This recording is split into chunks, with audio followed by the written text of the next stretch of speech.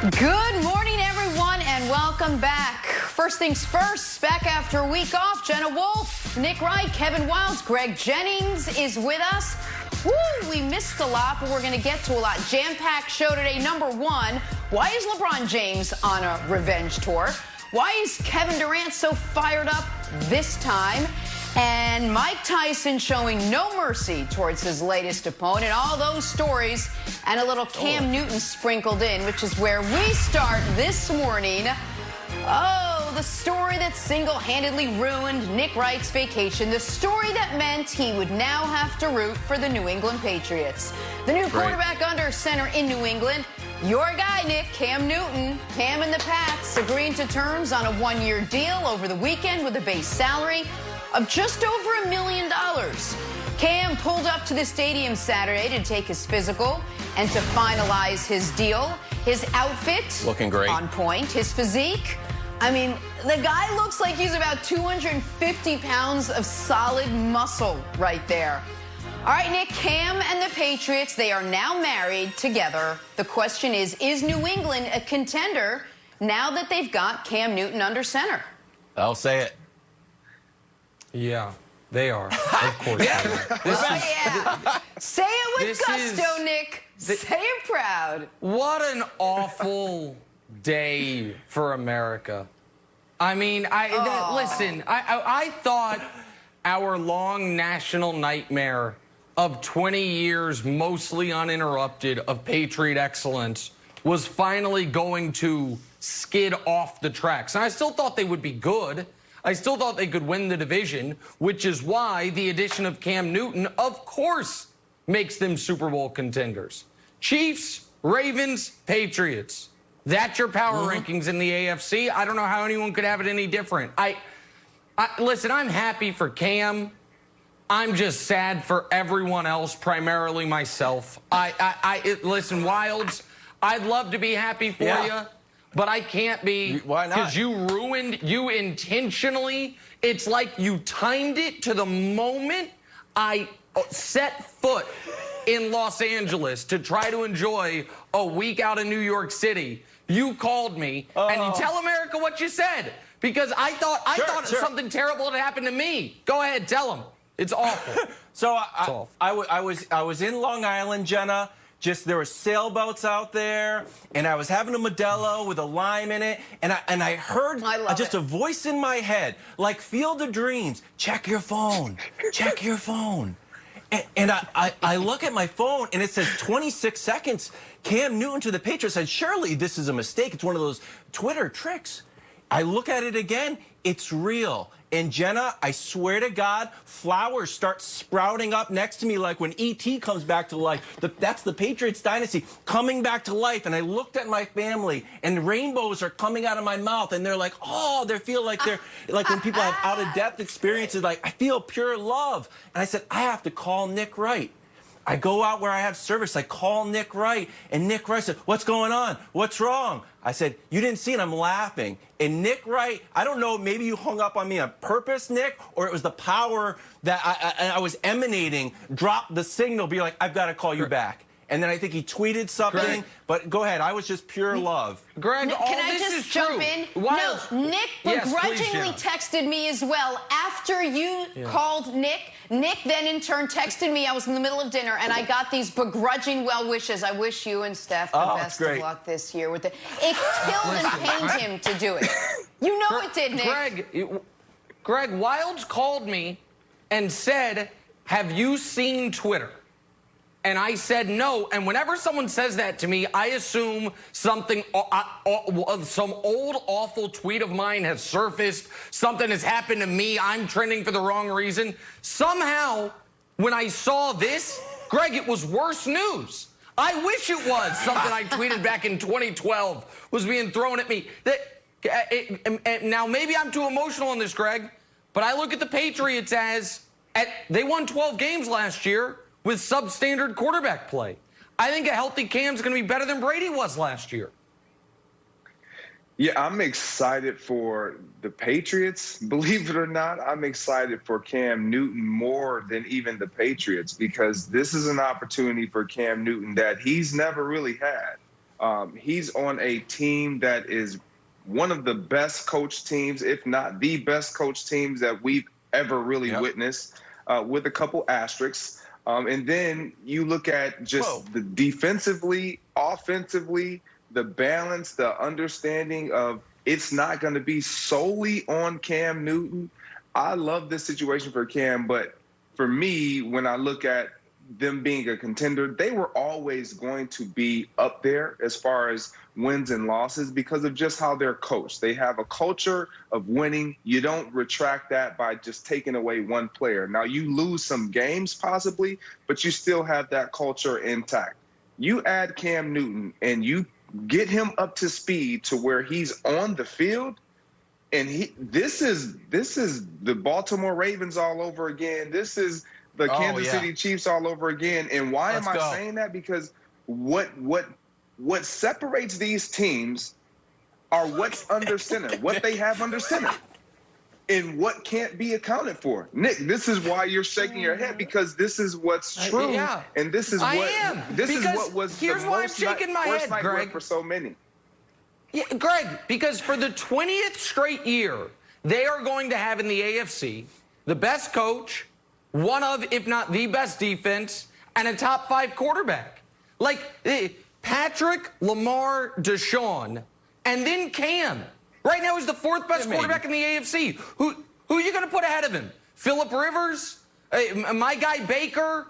Derek Carr? Ryan Tannehill? There's nobody. And somehow you guys, Wilds, you guys go from having maybe the worst quarterback situation in football to once again the best quarterback situation in the AFC East. All your javelin stuff that you were lying to America about, you can throw out the window, and you got a real living, breathing starting quarterback. Nick, but if he's healthy, right? If at age 31 in his 9th, 10th year, he's the same guy that he was. If they're going to let the reins off and let him actually run, if the foot's aren't there a lot of ifs to put him up there? Where all of a sudden he's one of the top 4 or 5 quarterbacks in the AFC. Yeah. Every other quarterback outside of Wilds, every quarterback other than Patrick, Lamar, and Deshaun has major ifs as well. And to me, Wilds, I would say none of the ifs are as big as what's his name? The Javelin? He doesn't matter anymore. So I can go back forgetting about him. Jared Stidham, because the if on him is he ever actually going to be an NFL starter? And the answer is probably no, Kevin. Well, I mean, there are a lot of ifs, Nick and Jenna. I think you're right. Like, what happens if he wins another MVP? Does he put it next to his MVP, or does he put it somewhere else? What does Bill Belichick do if he wins his 7th Super Bowl? Like, does he put 4 rings on this hand and 3 on the other? How's he going to divide it up? But Greg, you never deviated. I saw, like we put up on Twitter, you always thought Cam was going to be with the Patriots. You never believed in Stidham, although I was trying to sell you on him. How do you think this is going to play out? Are you as enthusiastic as I am?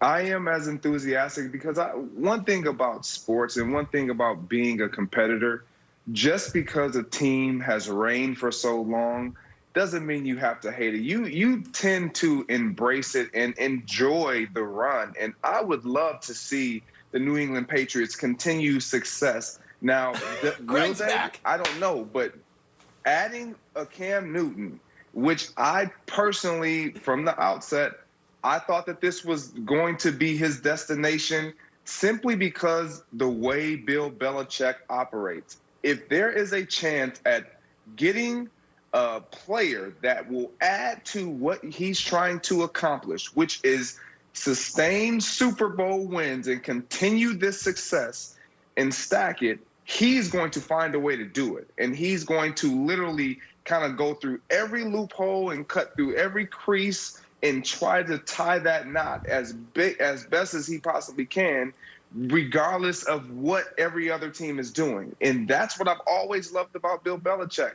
He's willing to do things that other teams are afraid of, or they should do, but they're trying to figure out, well, this is why we shouldn't, or this is why we can't. Bill Belichick doesn't care. All he cares about is, does this give us a better chance to win? Can they add to what we do best? And if the answer is yes, he's trying to acquire it. So, Nick, again, this it looks like we're going to be watching the New England Patriots deep into the NFL season. Yeah, we are. They were 12-4 last year with the 17th or 18th best quarterback in football. Even if you think I'm overstating it with Cam, he'll be as good as Brady was last year. Maybe the defense takes a small step back. No one else in the division, aside from Miami, to me, got demonstrably better. Greg, you and I were in lockstep on throughout this that the Patriots made too much sense. And I'm gonna name names here because I'm angry. I'm gonna read a quote from Tom Curran, my friend Tom Curran, and as Wilds likes to tell you, there's nothing more dangerous than when I call someone my friend on television about to eviscerate him. Here we go. I'm gonna have to read it, by the way, because I'm team no phone case on a cracked phone because I threw my damn phone. That's why we hung up, Wilds. It's because I threw it. So I got to read it through a cracked screen. This is from Tom Curran a couple months ago. Cam Newton isn't in the Patriots plans. Wasn't before the draft. Isn't going to be after the draft. Have I checked to make sure? Yes. He goes on, you think Cam is going to come in and play for free or less than Marcus Mariota? No, he's not. Just because someone's sitting at a desk near a New Jersey horse track says, hey, the Patriots don't have an established starter, let's see if we can get people to part with their money on odds Cam goes there, doesn't mean logic has to take a holiday. Hey, Tom Curran, I cashed that Patriots Cam Newton bet. It's the only good thing to happen here. There's two good things. Belichick. One is, Jenna, I won the Cam Newton bet. The other one is Patriot fans who have been so happy with Julian Edelman's stupid first down celebrations and Brady's first down celebrations. Some of them all of a sudden are going to get real mad at Cam's Superman celebrations, and that'll be fun to watch. No. Aside from that, this is a miserable day for football fans in America. It's a miserable day, Jenna. Tom Kearns, like Bill Belichick, in a million years never thought Cam would be willing to play for league minimum, which he eventually was able to and wanted to, and now he is right there. So what is that? You guys mentioned Jarrett Stidham. What does it mean?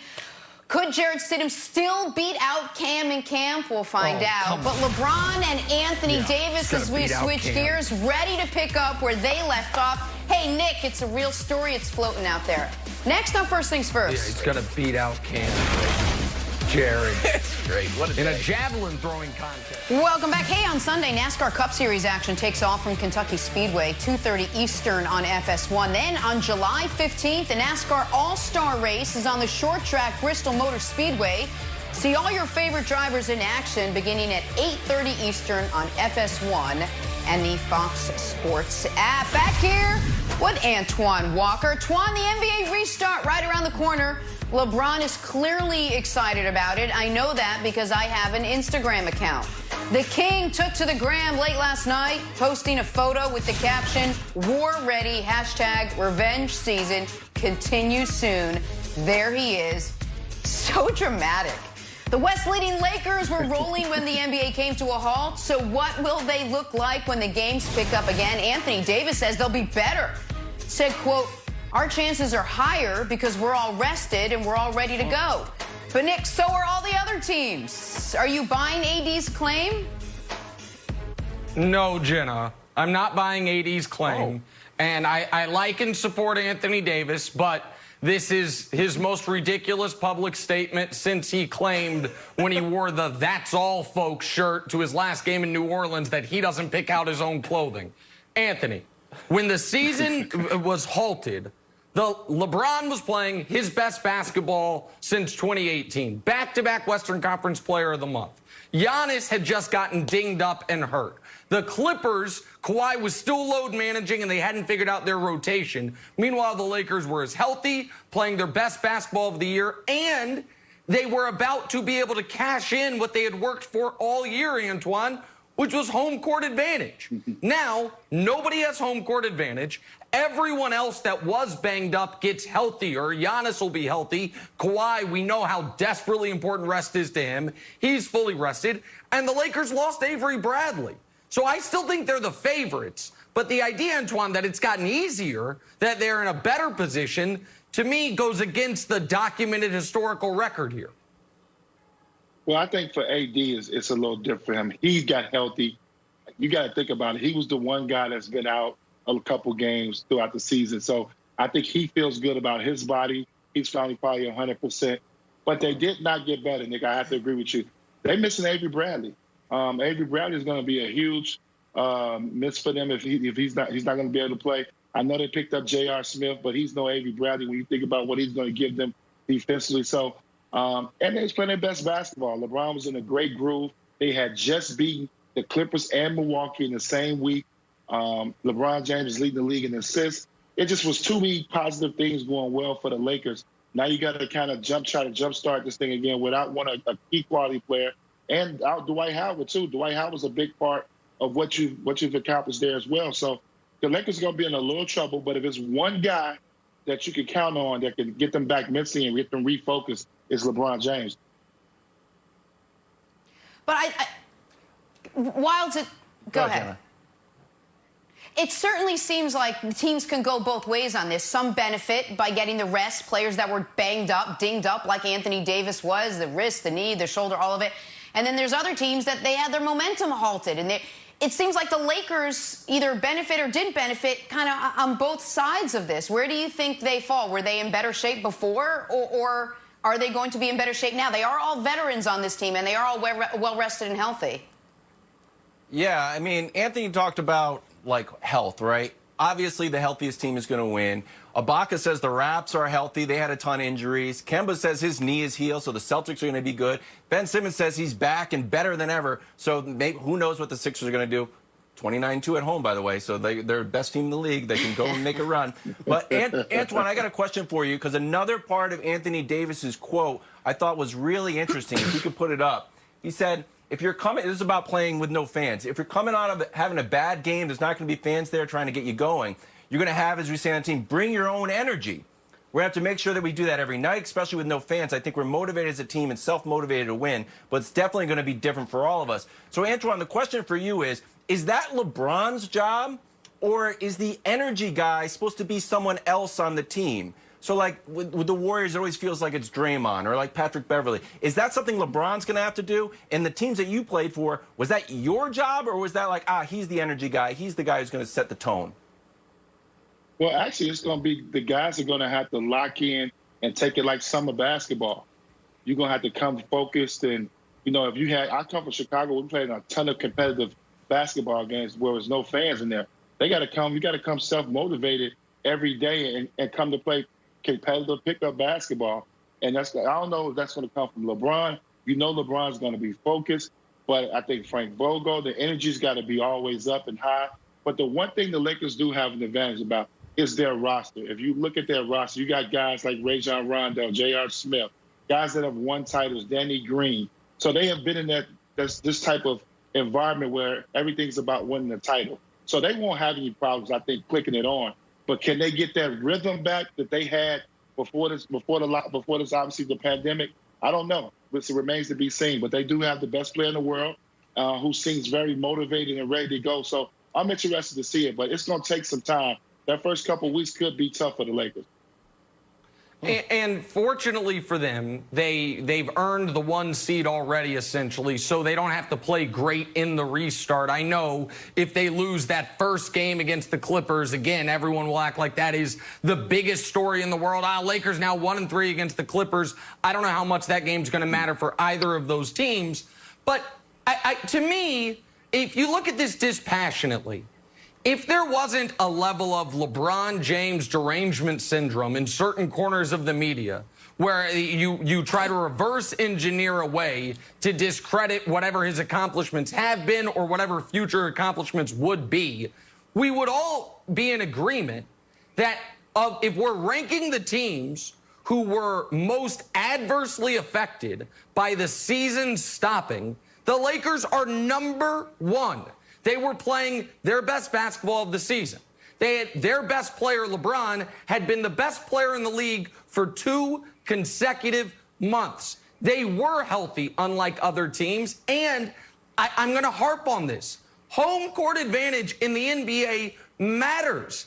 Any team that was going to beat them was potentially going to have to win a Game 7 on LeBron James's floor. A guy who hasn't lost a Game 7 since 2008, a game when he scored 45. Antoine, I don't know if you were on that you weren't still on that Celtics team, but it was against the Celtics in, I think, 2008. Like, the idea that the Lake, and by the way, of all the contenders, Avery Bradley's the only one that's a starter on a top flight contender that we know is out of this thing.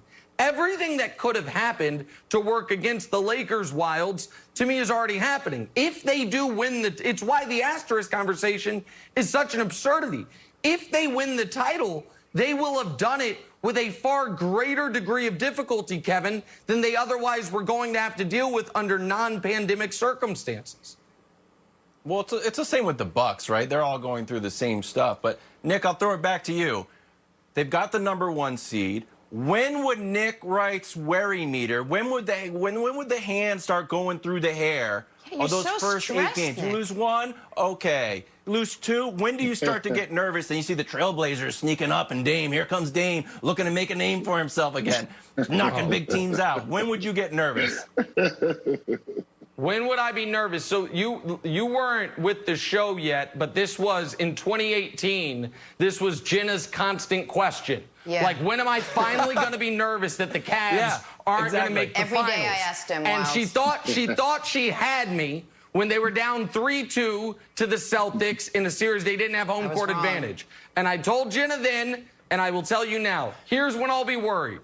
When they're down double digits in the fourth quarter of an elimination game. That's when I'll be worried about the Lakers. My goodness. They're 0-8. I don't see that.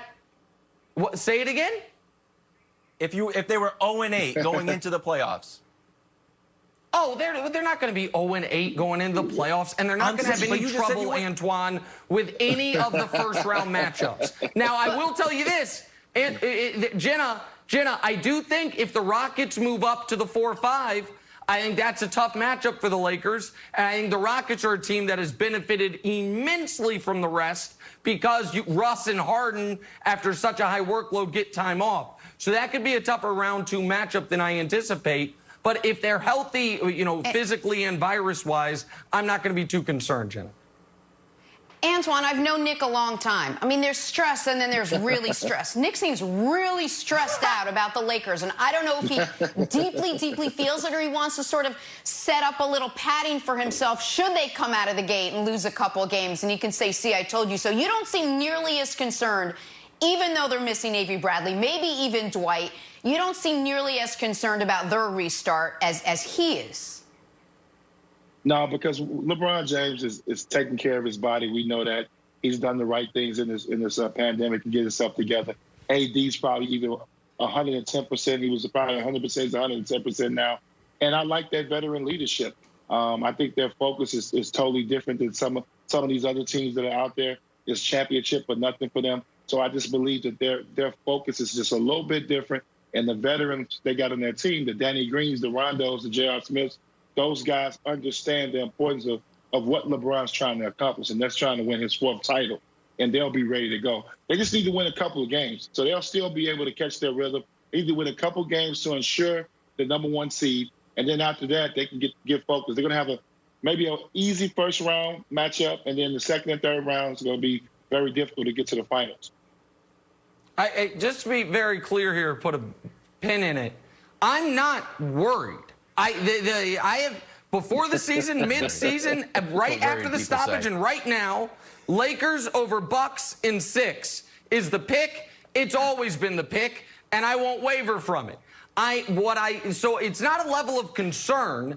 It is, and Wilds, to steal a phrase from you, it is my commitment to take integrity that I must convey to the audience that if we are ranking teams that have been most adversely affected by the stoppage, the Lakers and the Bucks are at the top because they earned the most, and where the Lakers have been more adversely affected, they lost Avery Bradley, and LeBron wasn't dinged up at the end of the regular season the way Giannis was. So of all the teams who have been negatively affected, I would say it's Lakers, and then you could argue the Grizzlies because it seems like the NBA is trying to find a way to make sure they don't make the playoffs. So that's the point I'm making. But it doesn't mean I have any. This is my level of concern has not even raised to win the last team to win a title in America. The Chiefs were down 24 points to the Texans. Like, I was moderately concerned when that happened, and we all know how that turned out too, Jenna. All right, you're not worried, but you're very, very stressed out this morning. I think we're all a little stressed out. All right, let's talk some football on the other side. Bring Cam Newton back into the conversation. Is Cam a lock to be the week 1 starter for the Patriots? First things first. This makes me angry.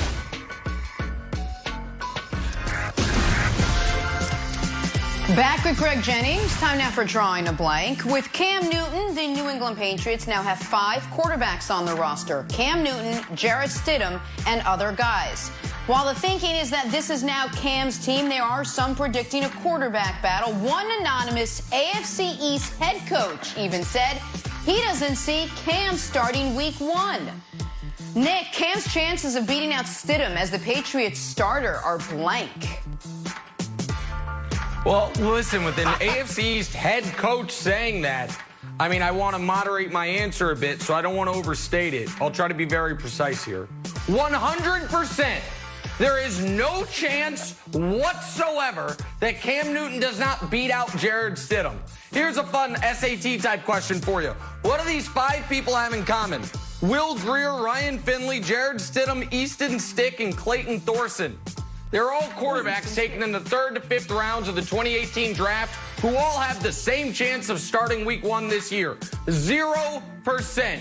You didn't bring in Cam Newton to back up Jarrett Stidham. You brought in Cam Newton because you were horrified at the prospect of having to start Jarrett Stidham correctly. So, yeah, 100% Greg Jennings, barring something horrible happening. No, he's the starter week 1, Greg. I actually disagree with you, Nick. I think it's slim to none chance that Cam Newton starts week 1. And it actually has zero to do with Cam Newton. And I know everybody's like, what? You said he was going to go there. I do. I just understand how Belichick thinks. He wants to see Jarrett Stidham in a game-type atmosphere. He doesn't understand. No one has seen Jarrett Stidham outside of practice. We need to see him in the game. Can he produce? Is he going to be the future? We only have Cam for a year. Yes, we all know Cam is going to take over and they're going to thrive. But for the starters, week 1, I don't see Cam Newton being under him. Wilds. I know you were pretending to be excited about Jared the Javelin. You would, Wilds, you're the Pats fan. You would be devastated if Cam's not starting week 1, correct? No, I had my original answer was 99%, but I buy what Greg's saying. Remember, Belichick's 12-0 against rookie quarterbacks. So if Tua comes in there, Belichick's like, well, I'm 12-0. We're going to get this W regardless. Let's throw the javelin out there. Give Cam another week to master the playbook and go. So, I was 99%, but now I'm going to drop it down to 97%, courtesy of Greg. Well, I don't know. To master the playbook. Yeah. All right, let's stick with Cam here. His deal with New England has a base salary of just over $1 million. That's league minimum for a 9-year vet, which makes it that much more shocking the Patriots were the only team to make him an offer. So, Nick, the team that will most regret not signing Cam Newton is blank. I rarely do this, Jenna, but I reserve the right to change my answer later in the season to the Kansas City Chiefs. Because if Cam is MVP Cam and that prevents my guy Mahomes from going back-to-back, then the Chiefs should offer him $5 million just to be a backup. But my actual answer is the Colts. The Colts paid $25 million for Phillip Rivers, 38-year-old future high school offensive coordinator down in Alabama. I don't understand it. They have drafted so well. They made a great trade this offseason if they overpaid a bit for Buckner. They are moving in the right direction. If they could have gotten Cam for $4 million, spent that 20-some million elsewhere, Cam's better than Rivers. I think he's going to be more productive than Rivers. He's certainly less turnover prone than Rivers. And then the Colts would be a real scary team in the AFC South. So, Greg, I think they're going to regret it the most. For me, I think it's the LA Chargers. And when you look at their roster and what they have lost, they did lose Phillip Rivers. They did lose their running back. But they still have so many great pieces. And to add on to that, you have a coach in Anthony Lynn who is arguably on the hot seat. So you have to run the risk of putting a rookie quarterback or I think, who is it? Tyler. Who is their backup right now? Tyrod Taylor. And I like Tyrod Taylor a lot, but you're going to put your career on the line for Tyrod and a rookie quarterback versus Cam Newton, bringing him in and giving yourself a better shot. Wilds, I wouldn't have done it. I would have liked to see the Chargers make a bigger stance for Cam. I mean, I tried to answer this seriously and said the Jets. I really say pretty much, like 25 teams. Cam Newton is great. He's a great player. I don't know why you guys didn't sign him. It was so silly. We talked about this on the show, Nick. Said, watch when Cam gets signed. Imagine being the GM and being like, oh, who signed? Oh, he's you in did the say that, now. The Jets had $24 million to spend. Now, the caveat here is this, where I think this question's a little bit funky. I don't think Cam would go play for half of these teams. I think Cam, with the deal that he took, said, I want to win. I want to go to the best franchise, maybe in all of sports history. I would have to go look at, like, the Greek Olympiad if there was maybe Greco-Roman wrestling in, like, 600 AD, maybe had a more dominant run than the Patriots. But I think that's why Cam really wanted to join the Patriots and Bill Belichick. Well, Wilds, listen, aside from your ahistorical Olympic knowledge, you make a good point, which is we said on this show that $5 million in New England is worth more than $20 million in Jacksonville. And I certainly don't think Cam was going to take this type of money to be a backup. I think the reason New England was able to get him for nothing was because New England's the one spot, or one of the only spots he knows he walks in and he is the day one starter, contrary to what the anonymous AFC East head coach says. So Cam wants to be a starter, he wants to win, and he wants to cash in a year from now. New England allows him to do all those things, which is why it is so frustrating that the Colts and Chargers didn't make him the starter. What are they doing, Greg? You're going to break your phone again, Nick. Let's move on to San Francisco now. Hall of Famer Ronnie Lott had high praise for 49ers head coach Kyle Shanahan, calling him San Fran's version of Bill Walsh, saying he's one of the most innovative guys in football. How about that for a comparison? Nick, Ronnie Lott comparing Kyle Shanahan to Bill Walsh is blank. I think just a PhD short. And by that I mean this. I agree with so much of the idea behind this, that he is an absolute offensive genius. He is an innovator. He makes mid-tier quarterbacks look like star quarterbacks, schemes guys open, and he should have 2 Super Bowls right now.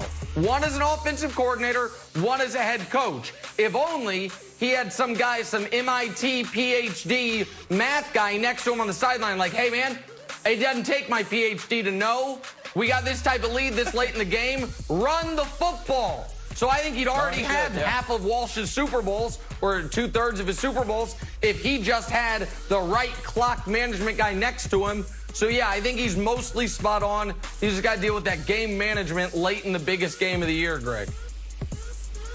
Yeah, for me, I'm not saying he's off, but this is an extreme relationship bias. Ronnie Lott obviously has ties with the 49ers. He has ties with Bill Walsh. He understands what he's seeing and what we're seeing in front of us with the current coach right now in his special, innovative ways. And I think they have been great. He has been able to scheme guys open, and he has been able to make mediocre to really good quarterbacks look really great.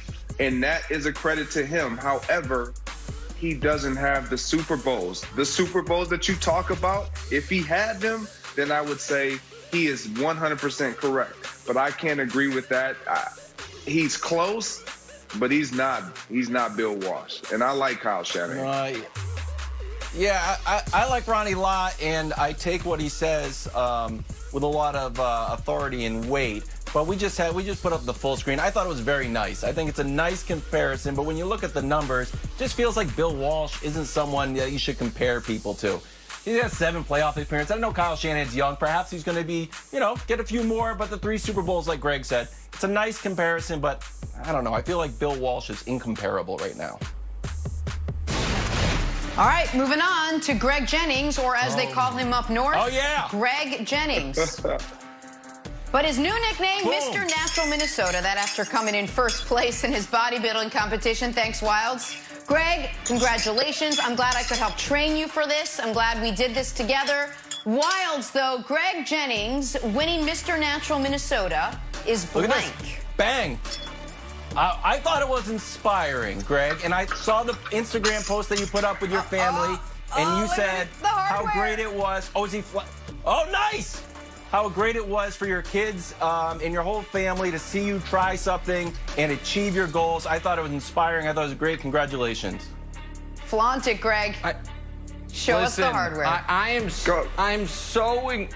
Greg, go ahead and respond to Wilds, and then I'll go ahead. Go ahead. No, I'm gonna let you go. I'll respond to all of you afterwards. All right. Well, you might regret that part of it. Listen, I'm happy for Greg. If I were voting, because I'm biased, I obviously would have voted for Greg.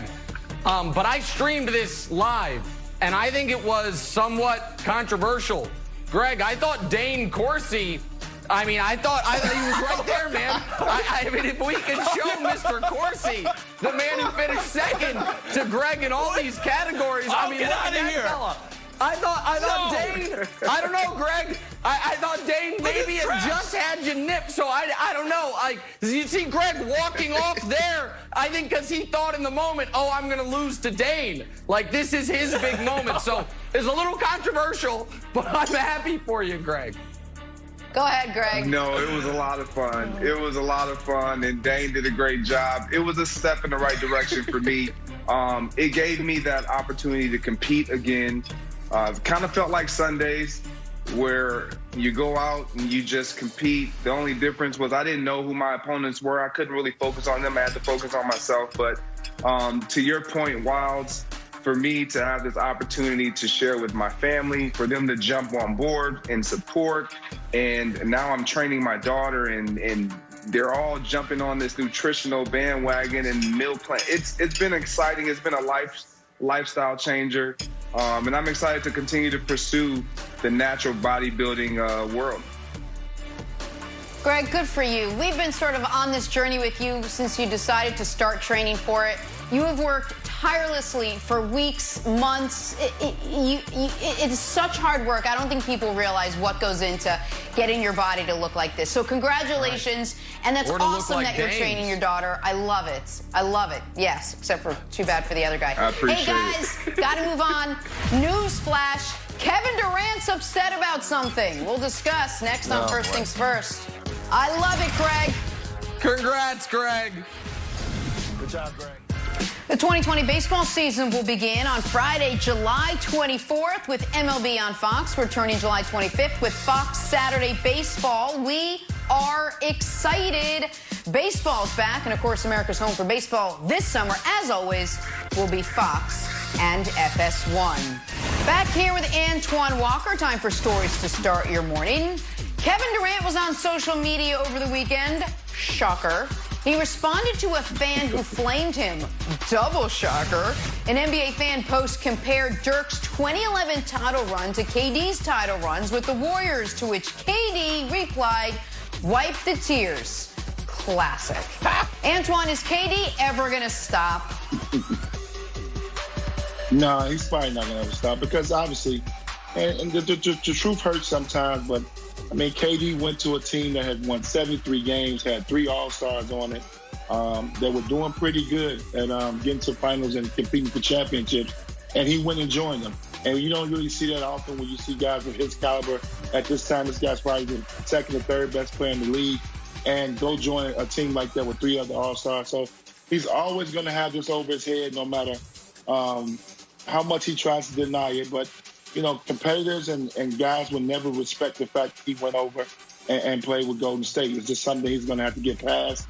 And obviously he played great with Golden State, but going on to a team that won 73 games and obviously 3 All-Stars on it, possibly 3 Hall of Fame guys as well, people just not going to respect him as much. Jeez, Antoine, I respect it. I want more of this. More KD. He's actually taking his foot off the gas pedal a little bit, Nick. I wanted more Twitter, more Instagram from KD. I support him 100%. Stop making fun of the Warriors titles. He's great. Wipe the tears. He's right. More social media presence from Durant. Oh, yes, God. more. Wild. Antoine, I appreciate you for speaking the truth on this. That's first of all. Second of all, KD, once again, it was a question. On that graphic, it said true or false. KD could have ignored it. He also could have said false. But the right answer, unfortunately for him, is true. It's not just that Dirk cemented himself as a top 20 all-time player with that ring. People forget, because everyone just thinks about LeBron's meltdown in the finals. They swept, the Mavs did, the two-time defending champion Lakers. They annihilated KD's Thunder 4-1, and then they beat LeBron and the Heat in the Big Three for the title. Like, all championships are not created equal. LeBron's 1 in Cleveland is worth more than his 2 in Miami. Dirk's 1 in Dallas is worth more than both of Kevin's in Golden State. Now, if Kevin wins 1 in Brooklyn, that will be worth more than his 2 in Golden State. Listen, I don't make these rules. Antoine does. I just abide by them. Everyone knows they're the rules. So I don't know why KD is getting all upset, except for this is just how he acts, Jenna. Some of that fancy Common Core math. Next up, Pacers guard Victor Oladipo announced he's going to sit out the NBA restart in Orlando. The All-Star has played just 13 games this season, plagued by knee and back injuries, but they were 13 of the team's last 18 before everything shut down back in March, so he was picking up steam. But, Nick, did this surprise you? It did surprise me. I mean, I thought he was a healthy player, and so I thought he was going to play. I think he understandably, because he had such a horrific leg injury, he wants to be extra cautious, and he knows the Pacers can't compete for a title with or without him. But Wilds, I feel the big winner in this becomes Philadelphia, who now assuredly will move up at least to the 5 and avoid Boston in round 1. So I think it's a big win for Philadelphia. It's a bummer for Pacer fans where it's now almost a certainty they're going to be one and done in the postseason. So, yeah, although you paint me as like a dyed-in-the-wool Celtics fan, I actually kind of lean towards the Sixers here. I think the Sixers would dismiss the Celtics pretty easily. I'm very worried, if I'm the Sixers, about Jimmy Butler and the Heat with no fans. We talked about it earlier, Antoine, the ability to self-motivate it. I think Jimmy Butler is just going to be on 11 the entire time, and that Heat team is going to make a lot of noise in Orlando. No, I think Victor Oladipo is making the right decision. His health is the most important thing. He wants to be 100%. He's looking at getting another big contract down the line. Yes. So if he's making the right decision, if he don't feel comfortable with coming back and playing right now and making this thing a little worse. So he got 13 games to test out. This is the same guy, so he knows where his body's at. So I like the decision by him.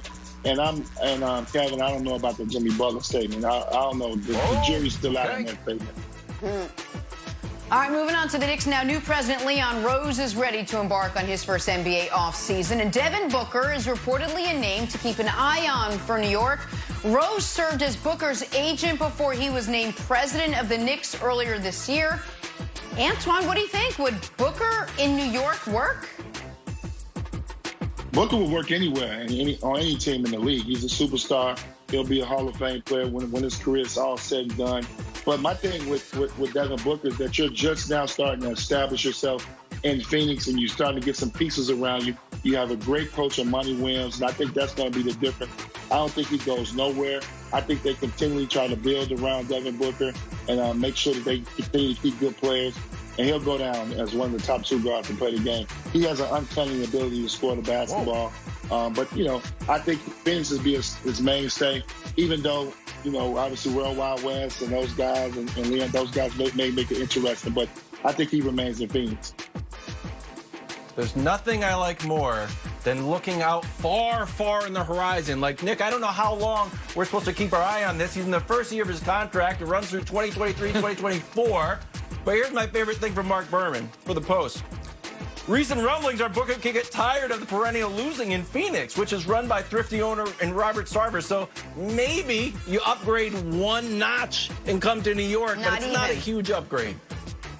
All right, listen, Wilds, I was going to focus on the same thing you did. The contract he's on runs until we have had 2 presidential elections in this country, so I think it's a little far out. But instead, Antoine, and real quick, man, just where'd you go to college? University of Kentucky. That's what it is. Where'd you go to college? You went to Kentucky. Devin Booker went to Kentucky. Maybe that's why Antoine has a player who has never had a 25-win season. Can Devin Booker first win 30 games before we call him a future Hall of Famer? Best two-guard of all time. Future Hall of Famer. I missed that. My That's God, right. you cut Antoine. He Connect the bleeds dots. Kentucky blue. My goodness. Eric Bledsoe, future Hall of Famer. Excited to know that one. Oh. Speaking of Hall of Famers, Greg Popovich, there were some rumors that the Spurs head coach would jump to the Nets for a Godfather offer. You know, an offer he couldn't refuse. Yeah, we know what a Godfather offer is, Jenna. Nets GM Sean Marks poured water on the fire over the weekend, saying, I'm sure Pop is quite happy. But Nick, Pop in Brooklyn would have kind of been a fun run, though, no? Okay, well, listen, I don't know. Would KD and Kyrie accept it?